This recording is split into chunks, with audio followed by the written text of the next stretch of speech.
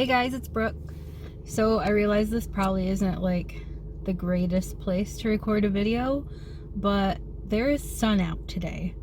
And in Michigan, like, I don't think we've had a sunny day in like 2 months. So I'm going to take advantage of this natural lighting. And today I kind of want to just briefly touch on my experience with dieting. I started gaining weight when I was probably like 5 years old, 5 or 6. I was tiny until then. Like, I was premature when I was born. I was 6 pounds 3 ounces, and I was real tiny until 5 or 6, and I started to put on weight. So I've tried all kinds of diets, just generic low calorie foods. My mom used to do the cabbage soup diet all the time when I was a kid, where you eat like nothing but cabbage soup, which is great for the first couple meals, and then after that everything just tastes like dishwater. So then I started doing like TOPS groups with my mom. I think I was like 10 or 11. And it's like, if you don't know what TOPS is, I don't really either. But it's this group of like generally older women who get together and they weigh themselves once a week and they talk about diet tips. And it's kind of like a support group, I think, for weight loss. And I think it's a really cool concept.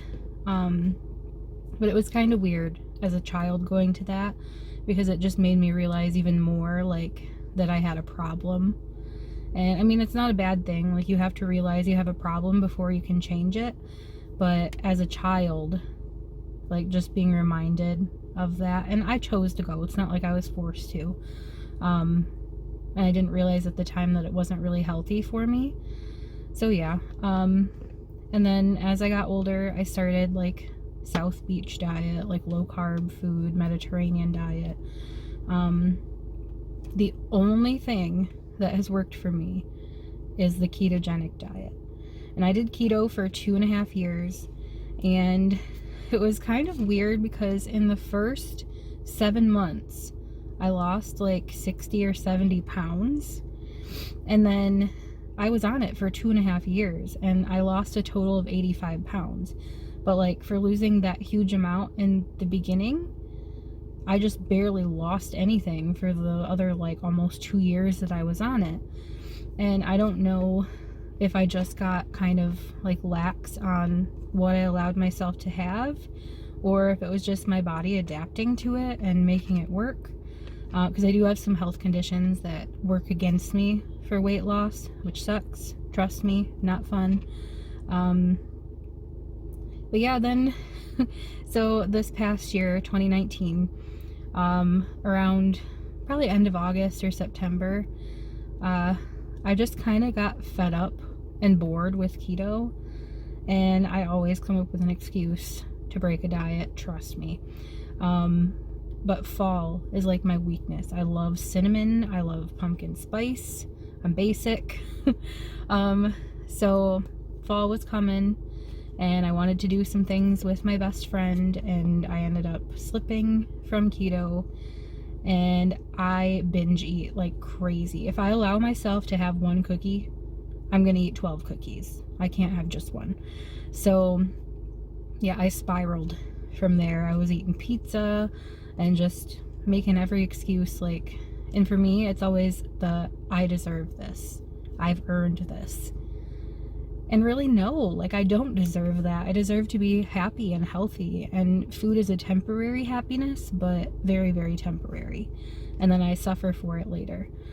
So yeah, I have not been on keto. Today is February 3rd. I decided to try Whole30. I was gonna start for the new year, but then my family decided that we were gonna have our holiday party, Christmas and New Year combined party, on the, it's either the 5th or the 6th of January, because my sister was home from out of state.